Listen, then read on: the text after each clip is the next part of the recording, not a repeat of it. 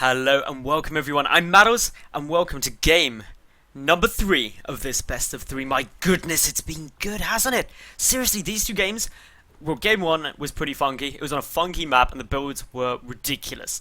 Game number 2 was pretty intense, risk taken on both sides, but it leveled out. Game number 3 is on Whirlwind, so it's a big map, but my goodness, I just don't know. Literally, no clue what could be happening.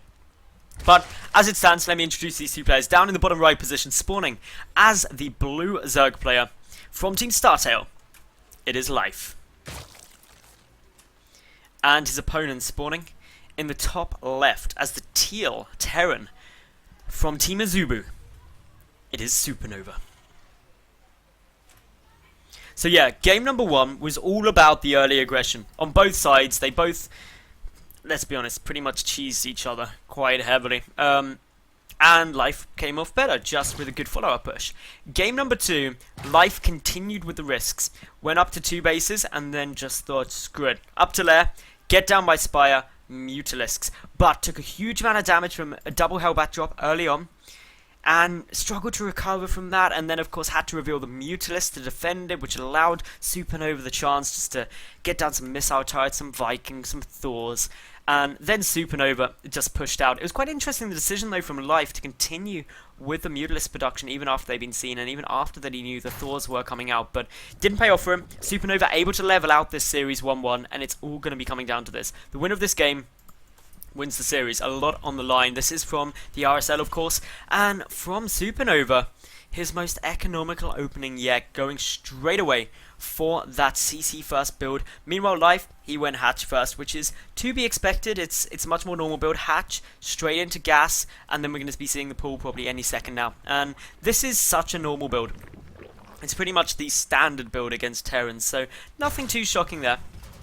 Simultaneously up here for SuperNova, he's just busy getting down, you know, your normal stuff. There's a gas geyser as well, so it's you could get a Reaper out. Personally, I'm not a massive fan of going Reaper after you've gone for a CC first. I think it's just safer not to. But on Whirlwind, because it's such a big map, you do need to get that early scouting information. There's no better way than getting a Reaper. So we'll wait to see what SuperNova is going to do. Of course, he's far better at this game than I am. He knows which risks are appropriate to take. He's actually setting out an SCV very early on. What are you going to be doing at SCV? Are you just scouting, or have you got some more sinister plans? In terms of the money, not quite enough to start up a Reaper yet, so a Marine coming out first. This gas could also just be to go straight up into a factory, which is also going to be pretty good. Whether or not we get those Hellbats once again, we'll have to wait and see. But SCV making his way across the map, going to be scouting the bottom left first. Of course, they are in the cross spawn position, but it is not forced cross spawn, and that's why, of course, Life as well was scouting around here. He just sent this Overlord off in a little bit of an interesting path to make sure there was no proxies or anything like that, because remember game 1, of course, there was that proxy barracks, which caused a lot of pain to Life and potentially could have lost him the game. Second rack's coming down. We will be getting a factory starting any second. That is what this lovely little SCV is going to be doing. Doing a good job for the cause. Meanwhile, Life down on the other side, he's just droning up fairly happily. Hasn't got any scouting information quite yet. Just going to be busy trying to pick off this one lone SCV fairly soon. So, yep, SCV going to get taken out. Not going to get any information about gas timings. That's the important thing you would have wanted to note. But interestingly, Life getting speed up this game. Not yet starting his lair, but has kept up the 3 drones in the gas. So he hasn't got enough money for the lair yet, but he will do shortly. And so that could be another quick tech game. But over on SuperNova's side, he's just busy getting down the reactor, getting down the factory. This could be for Widow Mines, but more likely just for reactor Hellions to come apply a little bit of pain and a little bit of pressure. Now, overcome a few Zerglings. They're just going to get some scouting information. May not even bother trying to punch through that bunker and get past, because Life, he knows the bunker's down. He just needs to move that Overlord a couple of hexes up to know that the orbital command's there, but he can assume it anyway. So, as it stands, these two being relatively passive, Lair is on its way down there for Life. He's busy getting down his second gas as well, but all in all, second, third, and fourth gas. This is looking very similar to game number 1, I'll have you know. No third yet, but if it's a similar build, that third should be coming down fairly soon too.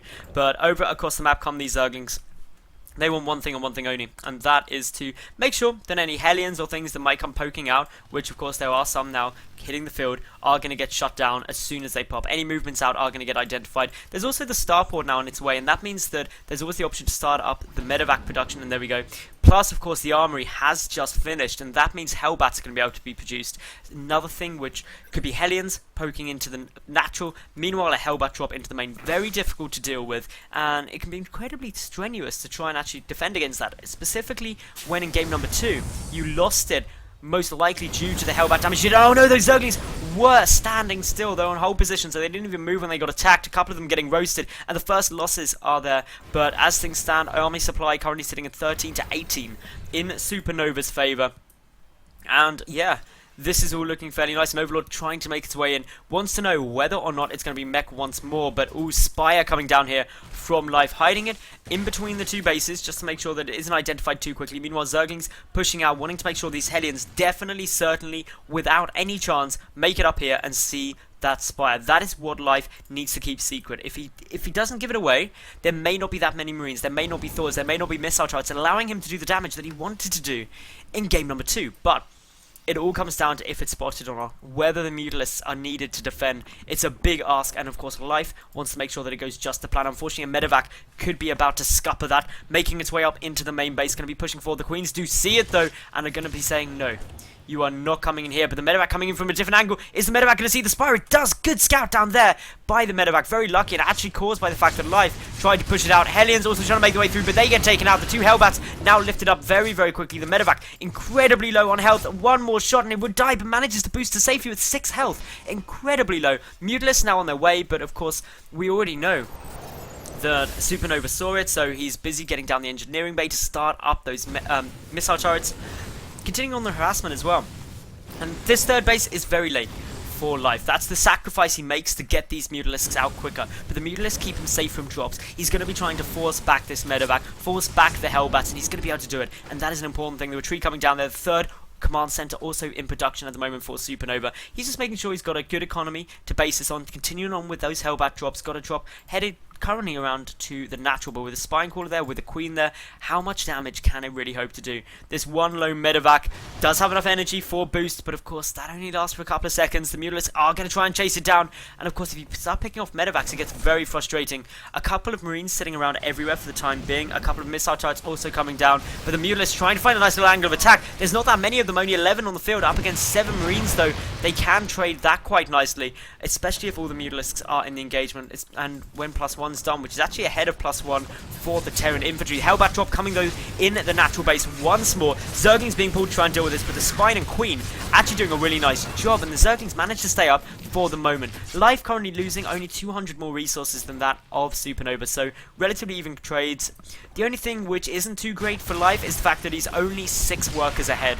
The 2 mules make up for that quite nicely. The Medevac, though, is going to go down, so that means some of the drop play is going to start to get a little bit less intensive, but the push out is going to be coming nonetheless. This is that very scary sort of 11-minute move out where you're going to have +1 stim and combat shield, a couple of Medevacs, a couple of Widow Mines, all scary stuff, and it's not something that Life is going to want to deal with, especially not head on these Mutalisks, just skirting right beside the infantry. The infantry does see it, and of course the Mutalisks still see the infantry too, so they know that each other are there. They're going for the right position. The Medevacs may try and get sniped down if there can be a good angle, and that is a good angle, but the Medevac does manage to stay up. The Marines pushing forward. The Widow Mines trying to burrow. One gets taken down, luckily out of range quickly enough for those Mutalisks not to get hit by the splash, but yeah, this is a big push. Needs to wait roughly about another 20 seconds before +1's done. You don't want to be moving in. A lot of Banelings there, though. Nice little Widow Mine hit, doing a bit more damage. The Widow Mines ideally want to be prioritized, though, for the Banelings. They're the big threat. If the Banelings connect with these Marines, it's pretty much push over in one foul movement. So SuperNova rightfully being rather cautious. Those 2 Widow Mines triggering on just 3 Zerglings. That's a good trade. The Overseer is there just being very cautious. Life not panicking, not overreacting, making sure instead to keep everything going. But behind this, SuperNova just landed down his 3rd. We've got more Mutas coming out. We've got the 2-1 upgrades for SuperNova up against 1-1 about to kick in for Life. He's already got +1 flyer attack. The Muta count as well starting to get a little bit higher. He's up to 17 Mutalisks at the moment, but there's quite a few Marines here. They do have +1, and they do have Stim and Medevac support. That's going to make it a little more awkward to try and do something with. One lone Zergling ready to see if the retreat is going to be occurring. But for the moment, Life, he's just sitting here quite happily. He's sitting at 71 drones, ready to start moving out, start macroing up, getting more Mutalisks out. All of his gas currently being spent on those Mutas or upgrades. No infestation pit, no sense of wanting to go up to Hive too quick. The Muta's playing a dangerous game here of dancing with things that can shoot them and things that can't. Zerglings, though, are trying to loop their way around. There's a Widowmine Burrow there, so that is probably going to force life back, because he did see the Widowmine Burrow, and it's never worth the risk without an Overseer in losing a whole big clump of Zerglings. It's very cost ineffective. Now, SuperNova, he's busy mining off the 3 bases. He's only 4 workers behind, plus those 3 mules actually gives him a slightly better income. Well, it should give him a slightly better income than that of life, and once those mules come down, that'll certainly be reflected, but currently the mules are not getting cooled down. Quite a bit of energy actually getting banked up. A lot of scans being used to help push back creep, make sure that that doesn't spread too far across the map, but look at this from life. Quite a few Banelings, quite a few Zerglings, but most importantly, an awful lot of Mutalisks ready to make their way into the natural. That's why more missile turrets are coming down. This is clearly a SuperNova who does not want to be harassed by this many mutas. It's pretty scary. There's a damn lot of them, plus the Zerglings, plus the Banelings, and also the army in the middle of the map. This could be a bit tough. This many mutas with +1, 26 of them can just go head up to those missile turrets. The bunker getting taken down instantly. Banelings starting to roll forward. SuperNova has no choice but trying to retreat. In come the Mutalisks, though they're dealing as much damage as possible. Going to snipe down that missile turret ASAP. The Banelings need to start getting some good connections. Marines getting taken out. Most of the Banelings have gone down. A lot of SCVs managing to stay up, but just look at the damage here. SCVs going down left, right, center. This is exactly what life needs. He's also trying to get the orbital command. Will be able to snipe it off. That takes a base away from SuperNova, a mule away from SuperNova, and all very good. The third is going to be the next in line to be targeted. The missile turret once again getting vaporized by this many +1 mutas, and now all of the SCV count getting annihilated, and this is nothing but great news at the moment for the StarTale player, who's sitting at 76 drones to just 31 SCVs. +2 flyer attack is on its way. The Mutalisks have got to be careful, though. They can't afford to sacrifice themselves trying to find a nice little angle of attack somewhere safe. Couple of Hellbats getting taken out. Life now being a lot more cost effective. And as long as he keeps this up, really trading at about 2,000, just over 2,000 more resources lost than that of SuperNova, he's going to be okay, particularly after taking out that main base, cutting the gas income quite considerably. Just look at the difference in income: 2,200 minerals per minute and 700 gas to no gas and just 800 minerals a minute. Huge lead at the moment in terms of economy for life, but this push moving forward, it's going to have 2-2 done by the time it hits, or at least very close to being so. And life, yes, he's going to have 1-2, and of course flyer attack, but all Banelings getting some really nice hits here, doing a large amount of damage, and that is most of the Marines getting cleaned out. Suddenly, with only Mutalisks there, life rolling in with yet more Banelings, trying to get the connections that he needs, and of course the Mutalisks now feeling a lot more safe. The Widowmine line is going to be able to help clean off some of those Banelings rolling forward, but life, he's up to 4 bases, he's up to 73 drones to just 30 SCVs. His economy is, well, he's mining about 1,000 more minerals a minute and